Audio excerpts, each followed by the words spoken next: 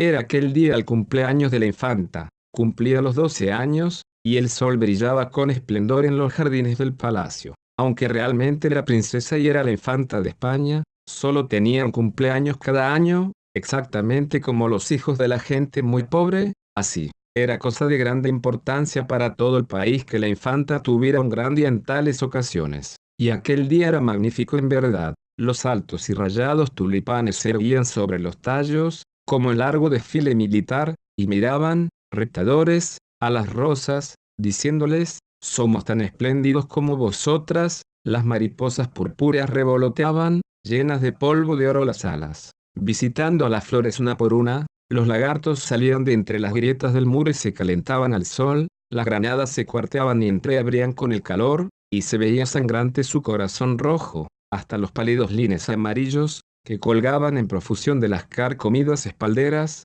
y a lo largo de las arcadas oscuras, parecían haber robado mayor viveza de color a la maravillosa luz solar, y las magnolias abrían sus grandes flores, semejantes a globos de marfil, y llenaban el aire de dulce aroma enervante. La princesita paseaba en la terraza con sus compañeros y jugaba al escondite entre los jarrones de piedra y las viejas estatuas cubiertas de musgo. En los días ordinarios solo se le permitía jugar con niños de su propia alcurnia, de manera que tenía que jugar sola, pero su cumpleaños formaba excepción, y el rey había ordenado que invitara a sus amistades preferidas para que jugaran con ella. Tenían los esbeltos niños españoles gracia majestuosa de movimientos, los muchachos con sus sombreros de gran pluma y sus capas cortas flotantes. Las niñas recogiéndose la cola de los largos trajes de brocado y protegiéndose los ojos contra el sol con enormes abanicos negros y argentados. Pero la infanta era la más graciosa de todas, la que iba vestida con mayor gusto,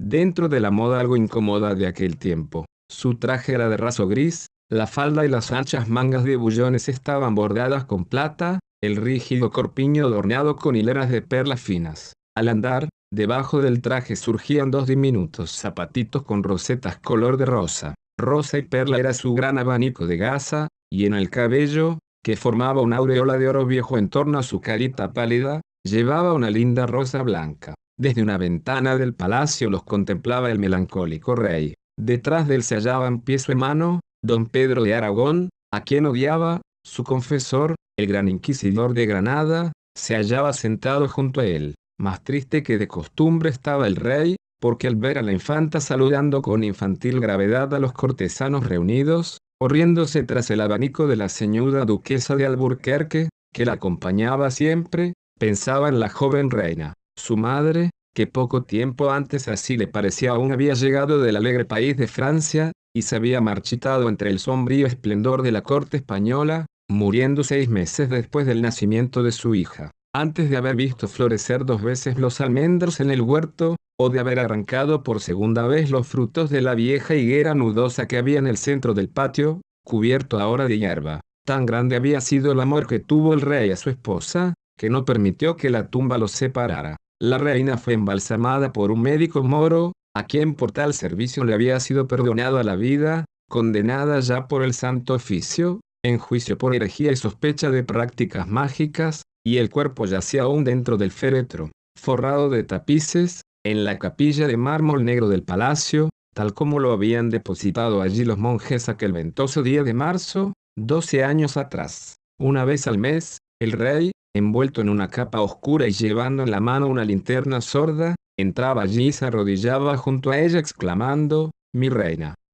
a veces, faltando la etiqueta formalista que gobierna en España cada acto de la vida, y que pone límites hasta la pena de un rey, hacía las pálidas manos enjolladas, en loco paroxismo de dolor, y trataba de reanimar con sus besos la fría cara pintada. Hoy creía verla de nuevo, como la vio por primera vez en el castillo de Fontainebleau, cuando tenía él apenas 15 años de edad, y ella menos aún. En aquella ocasión contrajeron esponsales, que bendijo el nuncio del Papa en presencia del rey de Francia y de toda la corte, y él regresó al Escorial, llevando consigo un mechón de cabellos rubios y el recuerdo de los labios infantiles que se inclinaban para besarle la mano cuando subió a su carruaje. Más adelante, se efectuó el matrimonio en Burgos, y la gran entrada pública en Madrid con la acostumbrada misa solemne en la iglesia de la Virgen de Atocha, y un auto de fe más importante que de costumbre. en el cual se relajaron al brazo secular para ser quemados cerca de 300 herejes, entre ellos muchos ingleses. En verdad, el rey amó a la reina con locura, lo cual no dejó de contribuir, según pensaban muchos, a la ruina de su país. Aquí en Inglaterra disputaba entonces sus posesiones del Nuevo Mundo. Apenas la dejaba apartarse de su lado, porque había olvidado, o parecía olvidar, todos los graves asuntos del Estado, y con la terrible locura que la pasión da a sus víctimas. No advirtió que las complicadas ceremonias con que trataba de divertirla no hacían sino agravar la enfermedad extraña que sufría. Cuando murió la reina, el rey quedó como privado de razón durante algún tiempo. No cabe duda de que hubiera abdicado formalmente y se hubiera retirado al gran monasterio trapense de Granada, del cual era ya prior titular, si no hubiera temido dejar a la infantita entregada a la merced de su hermano, cuya crueldad aún en España era notoria, y de quien muchos sospechaban que había causado la muerte de la reina con un par de guantes envenenados que le regalara en su castillo de Aragón al visitarlo ella.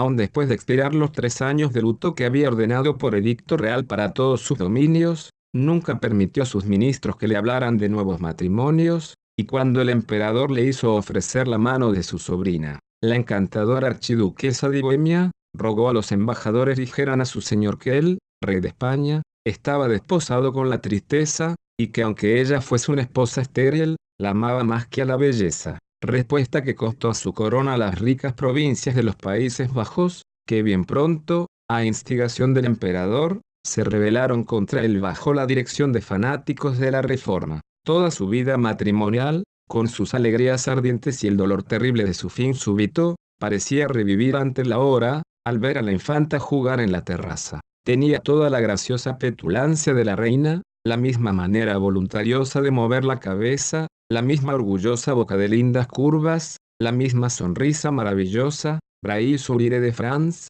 al mirar de tarde en tarde hacia la ventana, o el extender su manecita para que la besaran los majestuosos caballeros españoles. Pero la aguda risa de los niños molestaba los oídos del rey, y la viva, implacable luz del sol se burlaba de su tristeza, y un olor tenue de aromas extraños, aromas como los que emplean los embalsamadores, parecía difundirse, o era solo imaginación en el aire claro de la mañana. Escondió la cara entre las manos, y cuando la infanta miró de nuevo hacia arriba, se habían cerrado las cortinas y el rey se había retirado. Hizo la niña una moue de contrariedad y se encogió de hombros. Bien podía haberse quedado el rey a verla jugar en su día de natales. ¿Qué importaban los ridículos asuntos del Estado? ¿O se había ido a meter en la capilla tenebrosa, donde siempre ardían velas y a donde nunca le permitían a ella entrar? ¡Qué tontería! Cuando el sol brillaba con tanta viveza y todo el mundo estaba tan contento. Además, iba a perder el simulacro de corrida de toros, para el cual sonaba ya la trompeta, sin contar la comedia de títeres y las otras cosas maravillosas. Su tío y el gran inquisidor eran mucho más sensatos. Habían salido a la terraza y le hacían finos cumplimientos. Sacudió, pues, la cabecita, y tomando la mano de don Pedro descendió lentamente las escaleras y se dirigió hacia el amplio pabellón de seda púrpura erigido en uno de los extremos del jardín. Los otros niños la siguieron, marchando en orden estricto de precedencia, los que tenían los nombres más largos iban delante. Salió a recibirla una procesión de niños nobles, fantásticamente vestidos de toreros, y el joven conde de Tierra Nueva, hermosísimo adolescente de unos 14 años de edad, descubriéndose la cabeza con toda la gracia que dan el nacimiento hidalgo y la grandeza de España, la acompañó solemnemente hasta una silla pequeña de oro y marfil, colocada sobre el estrado que dominaba el redondel. Los niños se agruparon en torno, agitando las niñas sus abanicos y cuchicheando entre sí, mientras don Pedro y el gran inquisidor, en la entrada, observaban y reían. Hasta la duquesa, la camarera mayor, se le llamaba, mujer delgada, de facciones duras, con gorguera amarilla, no parecía de tan mal humor como otras veces, y algo semejante a una fría sonrisa vagaba en su cara arrugada y crispaba sus labios, delgados y exangües. Era aquella una corrida de toros maravillosa, y muy superior pensaba la infanta a la corrida verdadera que la llevaron en Sevilla cuando la visita del duque de Parma a su padre. Algunos de los muchachos caracoleaban sobre caballos de palo ricamente enjazados, blandiendo largas picas con alegres gallardetes de cintas de colores vivos. Otros iban a pie, agitando sus capas escarlatas ante el toro y saltando la barrera cuando les embestía. y el toro parecía un animal vivo, aunque estaba hecho de mimbres y cubierto con una piel disecada. A veces corría por el redondel sobre sus patas traseras, cosa que ningún otro toro haría. Se defendió espléndidamente, y los niños se excitaron tanto, que se subieron sobre los bancos, y, agitando sus pañuelos de encaje, gritaban: bravo toro, con igual sensatez que la que suelen mostrar las personas mayores. Por fin, después de prolongada lidia, durante la cual algunos de los caballos de palo fueron despanzurrados y derribados sus jinetes, el joven conde de Tierra Nueva hizo caer el toro a sus pies, y, habiendo obtenido permiso de la infanta para darle el combo de Grace, hundió su espada de madera en el cuello del animal con tanta violencia, que le arrancó la cabeza y dejó al descubierto la cara sonriente del pequeño Monsieur de Lorraine, hijo del embajador de Francia en Madrid. Se despejó entonces el redondel entre grandes aplausos, y dos pajes moriscos, de librea negra y amarilla, con gran solemnidad, se llevaron arrastrando los caballos muertos, y después de breve interludio,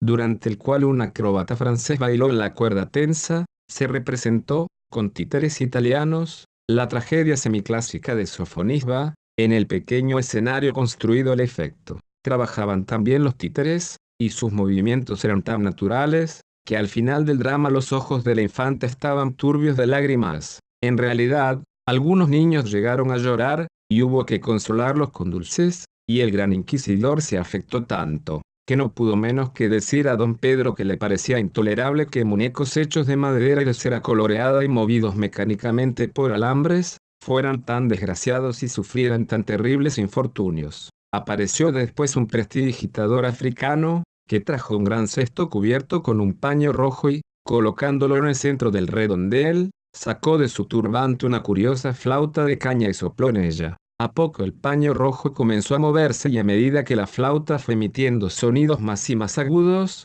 dos serpientes, verdes y doradas, fueron sacando sus cabezas de forma extraña y se irguieron poco a poco, balanceándose a un lado y a otro con la música, como se balancea una planta en las aguas. Los niños, sin embargo, se asustaron al ver las manchadas capuchas y las lenguas como flechas, y les agradó mucho más ver que el prestidigitador hacía nacer de la arena un diminuto naranjo, que producía preciosos azares blancos y racimos de verdaderos frutos, y cuando tomó en sus manos el abanico de la hija del marqués de las Torres y lo convirtió en un pájaro azul, que voló alrededor del pabellón y cantó, su deleite no tuvo límites. El solemne minué, danzado por los niños bailarines de la iglesia de Nuestra Señora del Pilar, fue encantador. La infanta nunca había visto esta ceremonia, que se verifica anualmente durante el mes de mayo, ante el altar mayor de la Virgen y en honor suyo. Y en realidad ningún miembro de la Real Familia de España había entrado a la Catedral de Zaragoza desde que un cura loco,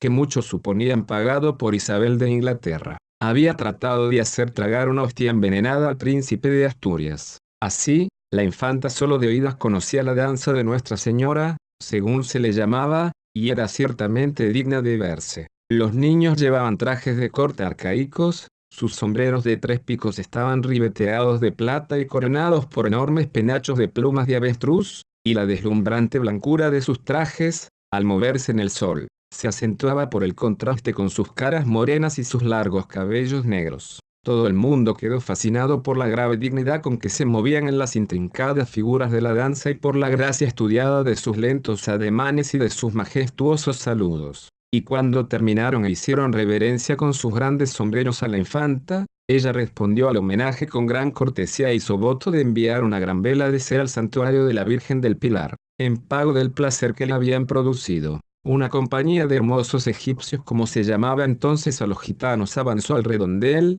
y sentándose en el suelo, con las piernas cruzadas, en círculo, comenzaron a tocar suavemente sus cítaras, moviendo el cuerpo al son de la música y tarareando en leve murmullo un aire de ensueño, todo en notas graves. Cuando vieron a don Pedro le gruñeron y algunos se mostraron aterrorizados, porque apenas hacía 2 semanas que había hecho ahorcar por brujos a 2 de la tribu en la plaza del mercado de Sevilla, pero la linda infanta los encantó, viéndola echarse hacia atrás y mirar con sus grandes ojos azules por encima del abanico, y se sentían seguros de que personilla tan encantadora no podía ser cruel para nadie. Tocaron, pues, muy dulcemente, hiriendo apenas las cuerdas de las cítaras con sus largas uñas puntiagudas e inclinando las cabezas como si tuvieran sueño. De pronto, con un grito tan agudo que todos los niños se asustaron y don Pedro se llevó la mano al pomo de su daga, se pusieron en pie y giraron locamente por el redondel, tocando sus tamboriles y cantando una delirante canción de amor en su extraño lenguaje gutural. Luego, a una nueva señal, se echaron todos al suelo y se quedaron allí tranquilos. El opaco rasgueo de las cítaras era el único sonido que rompía el silencio. Después de repetir el acto varias veces, desaparecieron por un momento, y volvieron, trayendo un oso pardo y peludo atado con cadena y cargando sobre las espaldas unos pequeños monos de berbería. El oso se ponía de cabeza con la mayor gravedad, y los monos, amaestrados, hicieron toda clase de juegos divertidos con dos niños gitanos que parecían ser sus maestros, y luchaban con espadas diminutas y disparaban fusiles y ejecutaban ejercicios militares como si fueran soldados de la guardia del rey. Los gitanos alcanzaron gran éxito, pero la parte más divertida de toda la fiesta matinal fue, indudablemente, el baile del enanito. Cuando entró al redondel, tropezando, tambaleándose sobre sus piernas torcidas y sacudiendo la enorme y deforme cabeza a uno y otro lado, los niños lanzaron gritos de placer, y la infanta rió de tal modo, que la camarera mayor hubo de recordarle que, aunque había precedentes en España de que una hija de reyes hubiera llorado delante de sus iguales, no lo sabía de que una princesa de sangre real se divirtiera tanto delante de personas de nacimiento inferior al suyo. El enano, sin embargo, era irresistible, y aun en la corte de España, famosa siempre por su culta afición al horrible, nunca se había visto monstruecillo tan fantástico, y era la primera aparición que hacía. Le habían descubierto apenas el día anterior, corriendo en salvaje libertad, dos nobles que estaban cazando en un lugar remoto de gran bosque de alcornoques que rodeaba la ciudad, y lo habían llevado al palacio como sorpresa para la infanta. Su padre, campesino pobre, que vivía de hacer carbón vegetal, se había alegrado de verse libre de hijo tan feo y tan inútil. Quizá lo más divertido en él era su incompleta inconsciencia, no se daba cuenta de su aire grotesco. En realidad,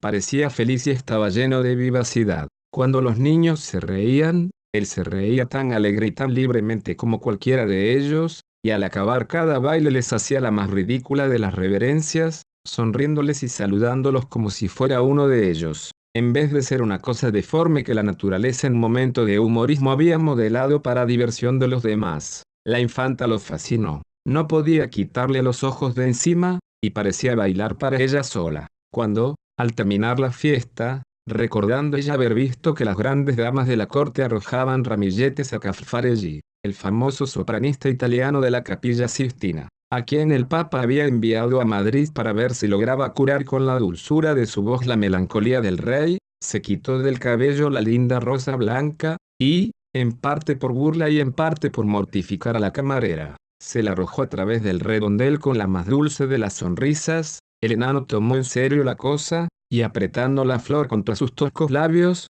se puso la mano en el corazón y se arrodilló ante la infanta, enseñando los dientes de oreja a oreja y brillantes de placer los ojos. La infanta se vio atacada por tal hilaridad que siguió riéndose hasta después que el enanito había salido del redondel, y expresó a su tío el deseo de que se repitiera inmediatamente aquel baile. Pero la camarera, so pretexto de que el sol daba demasiado calor, decidió que sería lo mejor para su Alteza volver sin tardanza al palacio, donde se le había preparado un magnífico festín, que incluía un gran pastel de cumpleaños con sus iniciales labradas en azúcar pintado y una preciosa bandera de plata flotando en lo más alto. La infanta, pues, se levantó con gran dignidad, y habiendo dado la orden de que el enanito bailara ante ella otra vez después de la siesta, y las gracias al adolescente conde de Tierra Nueva por su cortesía, se dirigió a sus habitaciones, siguiéndola a los niños en el mismo orden en que habían venido. Cuando el enanito oyó decir que tendría que bailar de nuevo ante la infanta, y por mandato expreso suyo, se puso tan orgulloso que corrió al jardín besando la rosa blanca en grotesco éxtasis de placer y haciendo los más torpes y absurdos gestos de satisfacción. Las flores se indignaron al verlo invadir su bella morada, y cuando lo vieron hacer cabriolas por las avenidas del jardín, levantando los brazos sobre la cabeza de una manera ridícula, no pudieron contenerse. Es demasiado feo para que se te permita jugar donde estamos nosotros, gritaron los tulipanes. Debería beber jugo de dormideras y dormirse durante 1000 años, dijeron los grandes lirios escarlatas, y se encendieron de ira. Es un verdadero horror, chilló el cacto. Es torcido y rechoncho, y su cabeza no guarda proporción con sus piernas. Me crispo todo al verlo. Si se atreve a pasar junto a mí, lo pinchó con mis espinas. Y tiene en las manos uno de mis mejores botones, exclamó el rosal de rosas blancas. Yo mismo se lo di a la infanta esta mañana, como regalo de Natales, y él se lo ha robado, y le gritó a voz en cuello: ladrón, ladrón, ladrón. Hasta los geranios rojos, que generalmente no se daban aire de importancia y de quienes era sabido que tenían muchos parientes pobres, se retorcieron de disgusto al verlo, y cuando las violetas suavemente declararon que, aunque era extremadamente feo, no era culpa suya, se les respondió con no poca justicia que ese era su principal defecto y que no era razón para admirar a nadie el ser incurable. En verdad hubo violetas a quienes la fealdad del enano pareció casi ostentosa y pensaron que habría procedido mejor mostrándose triste, o siquiera pensativo, en vez de saltar alegremente y ponerse en actitudes grotescas y ridículas. El viejo reloj de sol, que era un personaje muy notable y había indicado las horas del día a no menor persona que el emperador Carlos Béchica, se quedó tan azorado ante el aspecto del enanito que casi se olvidó de mover su largo dedo de sombra durante 2 minutos, y no pudo menos de decirle al pavo real blanco,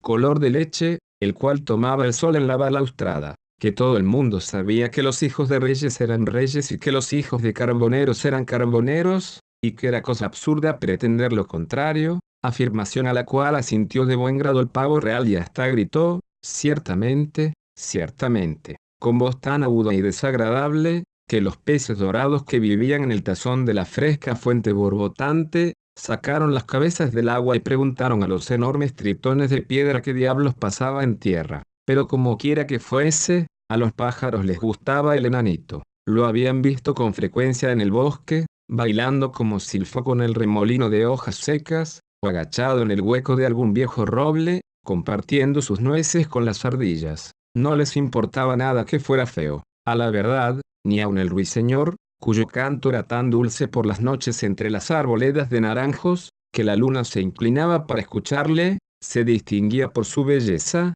y, además, el enano había sido amable con ellos. Y durante aquel invierno, terriblemente frío, en que no había frutos en los árboles y el suelo estaba duro como el hierro y los lobos habían llegado hasta las puertas de la ciudad en busca de alimento, nunca se había olvidado de ellos, sino que les había dado migajas de su libreta de pan negro y dividía con ellos su pobre desayuno. Así, los pájaros volaban en torno suyo, tocándole las mejillas con sus alas al pasar, y charlaban entre sí. Y el enanito estaba tan contento que no podía menos de enseñarles la linda rosa blanca y decirles que la infanta se la había dado porque lo amaba. Ellos no entendían una palabra de lo que él les decía, pero eso no importaba, porque ladeaban la cabeza y tomaban aire serio, lo cual vale tanto como entenderles mucho más fácil. Los lagartos también se encantaron con el enanito, y cuando se cansó de correr y se echó a descansar sobre la hierba, jugaban y corrían sobre él y trataban de divertirlo lo mejor que podían.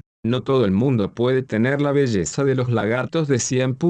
Eso sería pedir demasiado. Y, después de todo, no es tan feo el muchacho, sobre todo si uno cierra los ojos y no lo mira. Los lagartos tenían naturaleza de filósofos, y durante horas enteras se quedaban tranquilos pensando cuando no había otra cosa que hacer o cuando el tiempo estaba demasiado lluvioso para salir a paseo. Las flores estaban excesivamente disgustadas con la conducta de los lagartos y de los pájaros. Ya se ve, decían, que tanto correr y volar no puede menos que hacer vulgares a las gentes. Las gentes bien educadas se quedan siempre en un mismo lugar, como nosotras. Nadie nos ha visto salir por los paseos, ni galopar locamente a través de la hierba a caza de libélulas. Cuando queremos cambiar de aires, hacemos llamar al jardinero y él nos lleva a otro arriate. Eso es digno, y es como deben ser las cosas. Pero los pájaros y los lagartos no tienen idea del reposo, y los pájaros ni siquiera tienen residencia conocida. Son meros vagos como los gitanos y debe tratárseles exactamente del modo que a ellos. Hicieron,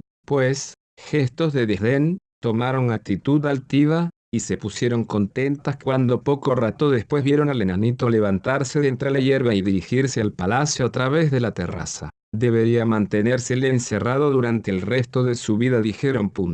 Mirad su joroba y sus piernas torcidas, y comenzaron a reírse. Pero el enanito nada sabía de esto. Le gustaban mucho los pájaros y los lagartos, y creía que las flores eran las cosas más maravillosas del mundo entero, excepto la infanta, porque ella le había dado la linda rosa blanca, y lo amaba, así es que resultaba cosa aparte. ¿Cómo le habría gustado volver a su bosque con ella? Ella lo pondría a su derecha, y le sonreiría, y él nunca la abandonaría, sino que la haría su compañera de juegos y le enseñaría toda clase de habilidades divertidas. Porque, si bien él nunca había entrado a un palacio antes de ahora, sabía muchas cosas maravillosas. Sabía hacer jaulas de junco para que los saltamontes cantaran en ellas, y convertir las largas cañas de bambú en flautas que Pan gusta de escuchar. Conocía el grito de cada pájaro, y sabía llamar a los estorninos de la copa de los árboles y a las garzas de la laguna. Conocía el rastro de cada animal, y sabía rastrear a las liebres por la leve huella de sus pies,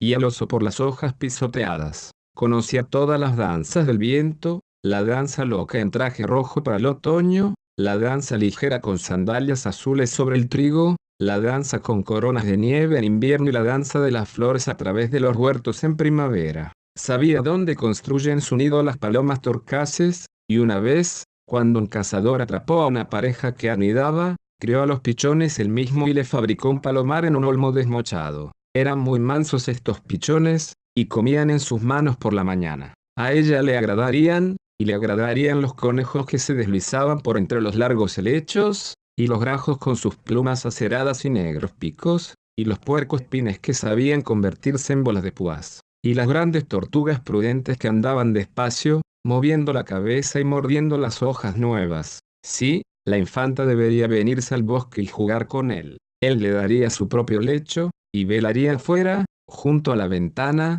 hasta la aurora, para que los ganados salvajes no le hicieran daño ni los flacos lobos se acercaran demasiado a la cabaña. Y a la aurora tocaría en el postigo y la despertaría, y saldrían juntos y bailarían todo el día. No se echaba de menos a nadie en el bosque. A veces pasaba un obispo sobre su mula blanca, leyendo en un libro con imágenes. A veces, con sus gorros de terciopelo verde y sus justillos de piel de ciervo, pasaban los halconeros, con halcones encapuchados en la mano. En tiempos de vendimia venían los lagareros con manos y pies de púrpura, coronados de lustrosa yedra cargando chorreantes cueros de vino, y los carboneros se sentaban durante la noche en torno a sus hornos, mirando los leños secos que se carbonizaban lentamente y asando castañas en las cenizas, y los bandidos salían de sus cuevas y se solazaban con ellos. Una vez, además, había visto una admirable procesión que hormigueaba en la larga y polvorienta ruta de Toledo. Los monjes iban delante cantando suavemente y llevando estandartes de colores y cruces de oro,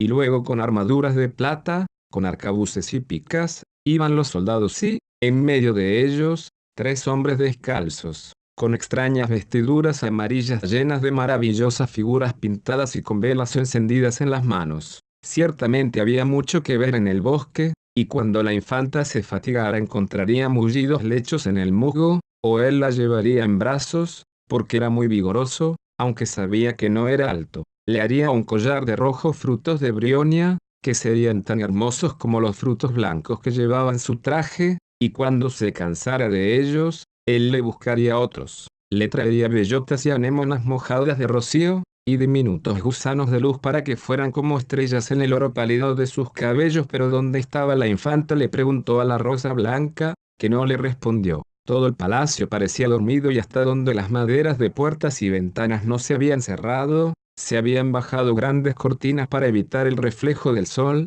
Vagó por todos lados buscando entrada y al fin encontró una puertecita abierta. Se escurrió por ella y se encontró en una espléndida sala, mucho más espléndida, pensó con temor, que el bosque. Todo estaba mucho más dorado y hasta el piso estaba hecho de grandes piedras de colores que formaban una especie de dibujo geométrico. Pero la infantita no estaba allí, solo vio unas prodigiosas estatuas blancas que lo miraban desde sus pedestales de jaspe con ojos ciegos y labios que sonreían extrañamente. En el extremo del salón había una cortina de terciopelo negro, ricamente bordada, con soles y estrellas, divisas favoritas del rey, en los colores que él prefería. Tal vez ella se escondía allí. La buscaría, al menos. Se acercó suavemente y entreabrió la cortina. No, lo que había detrás era solo otra sala, pero le pareció más hermosa que la anterior. Colgaba de los muros tapicería verde de arras, tejida con aguja, con muchas figuras, que representaba una cacería,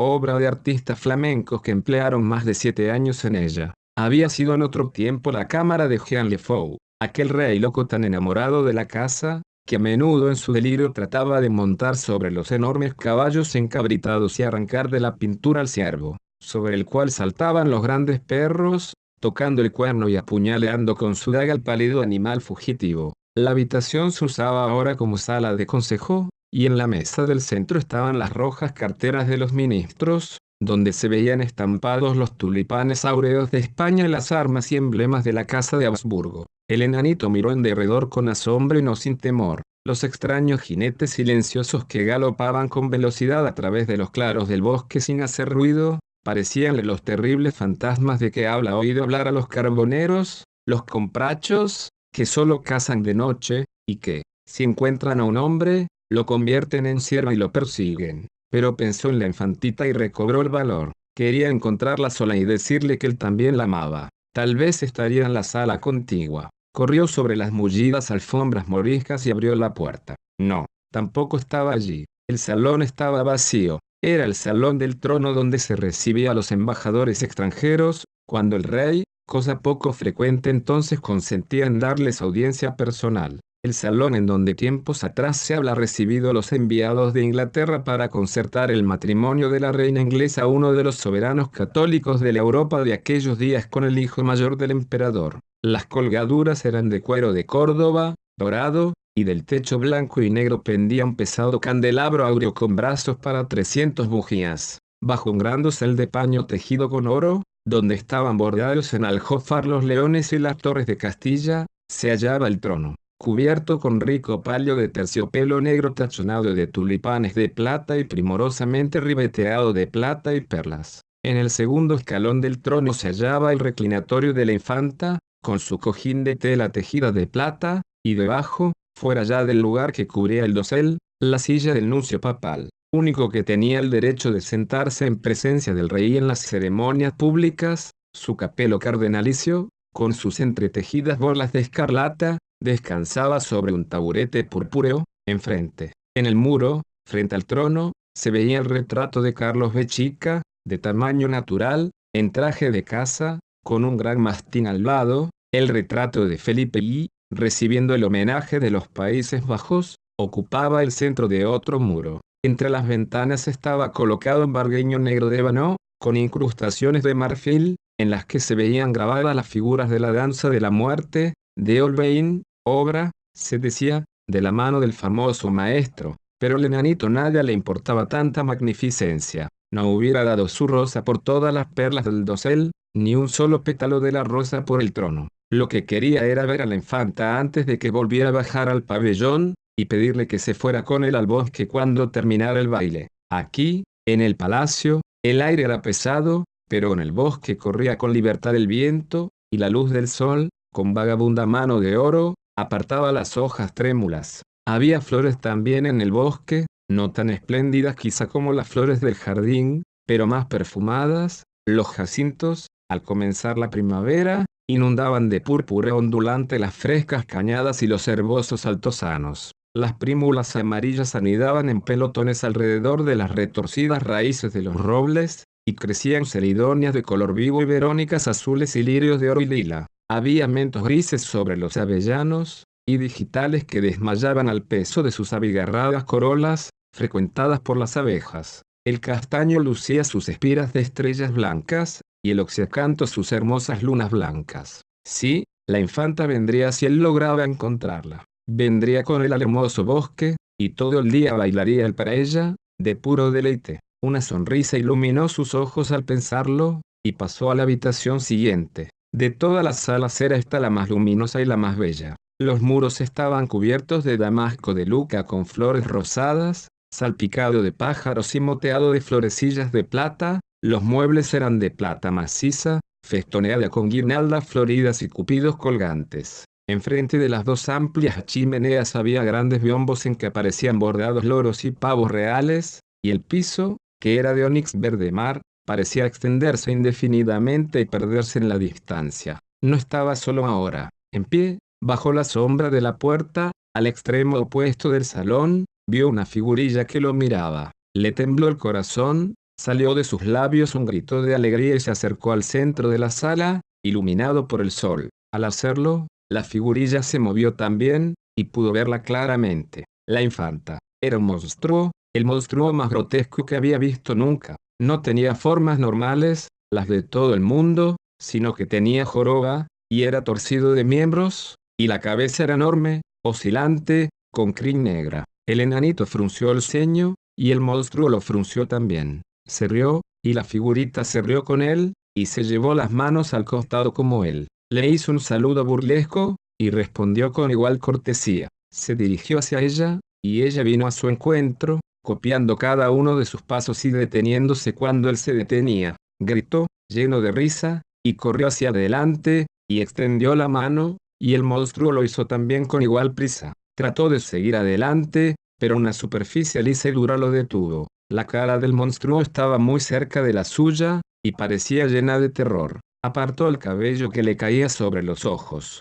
La figurilla lo imitó, la atacó, y ella le devolvió golpe por golpe. Le tuvo odio y le hizo gestos de horror. Se echó hacia atrás, y el monstruo se retiró a su vez. ¿Qué era aquello? Se quedó pensando breve rato, y miró alrededor de la sala. Era cosa extraña, todo parecía duplicarse en aquel muro invisible de agua clara. Sí, cada uno de los cuadros se repetía en la otra sala impenetrable, y cada uno de los asientos. El fauno dormido que yacía en la alcoba junto a la puerta, tenía un hermano gemelo que dormitaba, y la Venus de plata que relucía a la luz del sol extendía sus brazos a otra Venus no menos hermosa. Sería Eco, había llamado una vez a la ninfa en el valle, y le respondió palabra por palabra. Sabía Eco engañar los ojos, como engañaba los oídos. Sabía crear un mundo ficticio semejante al mundo real. Las sombras de las cosas podían tener color y vida y movimiento. Podía ser que, sobresaltado, se quitó del pecho la linda rosa blanca, miró de frente al espejo y la besó. El monstruo tenía otra rosa igual a la suya, pétalo por pétalo. La besaba con iguales besos y la apretaba contra su corazón con gestos horribles. Cuando la verdad surgió en su cabeza, dio un grito loco de desesperación y cayó sollozante al suelo. Era él, pues, el deforme jorobado, horrible y grotesco. Él era el monstruo y de él se reían todos los niños, y la princesita que él creía que lo amaba, no había hecho sino reírse de su fealdad y burlarse de sus miembros torcidos. ¿Por qué no lo habían dejado en el bosque, donde no había espejo para decirle cuán feo era? ¿Por qué no lo había matado su padre antes que venderlo para su vergüenza? Cálidas lágrimas rodaban a borbotones por sus mejillas. Hizo pedazos la rosa blanca. El monstruo hizo igual cosa y esparció los pétalos por el aire. Se revolcó por el suelo y cuando el enanito lo miraba, correspondía a su mirada con cara de dolor. Se alejó del espejo para no verlo y se cubrió los ojos con la mano. Se arrastró, como animal herido, hacia la sombra y allí se quedó gimiendo. En aquel momento la infanta entró con sus compañeras por la puerta abierta y cuando vieron al feo enanito yacer en el suelo y golpear el piso con el puño cerrado, de manera extravagante y fantástica, estallaron en carcajadas alegres y se pusieron a observarlo. Su baile era divertido, dijo la infanta, punto y coma, pero sus acciones son más divertidas todavía. En verdad, es casi tan bueno como los títeres, pero claro está, sus gestos no son tan naturales. Y agitó su gran abanico y aplaudió. Pero el enanito no la miró y sus sollozos fueron cada vez más apagados. De pronto dio un suspiro extraño y se llevó la mano al costado. Luego se dejó caer y se quedó inmóvil. Admirable, dijo la infanta después de una pausa, punto y coma, pero ahora quiero que bailes para mí. Sí, exclamaron todos los niños, levántate y baila, porque eres tan inteligente como los monos de barbería y haces reír mucho más. Pero el enanito no respondió,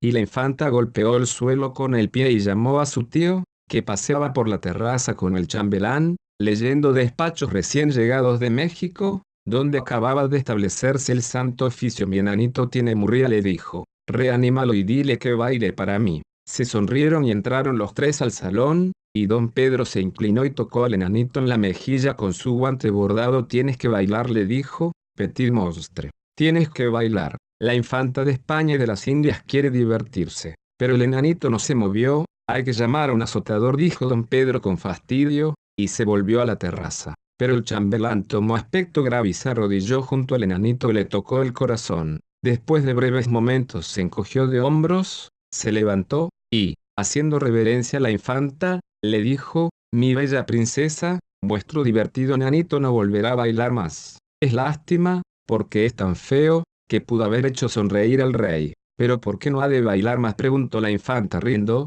«Porque se le ha roto el corazón», respondió el chambelán. La infanta frunció el ceño, y sus finos labios de rosa se plegaron con desdén en adelante. «Que los que vengan a jugar conmigo no tengan corazón», exclamó, y salió corriendo hacia el jardín.